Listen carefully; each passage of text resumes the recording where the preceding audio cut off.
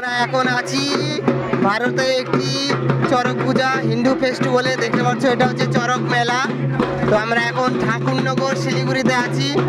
দেখতে পাচ্ছ এখানে চড়ক মেলার আয়োজন চলছে।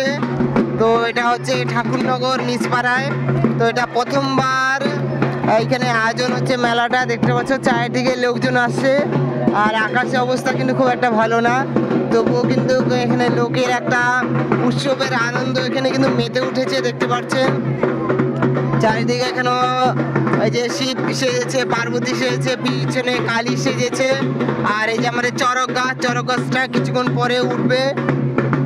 এই যে দেখতে পাচ্ছ চড়ক মেলা, আর এটা ঠাকুরনগর ইস্টার্ন বাইপাস ভিআইপি মোড় এখানে। তো কিছুক্ষণ পরে চড়ক মেলা হবে।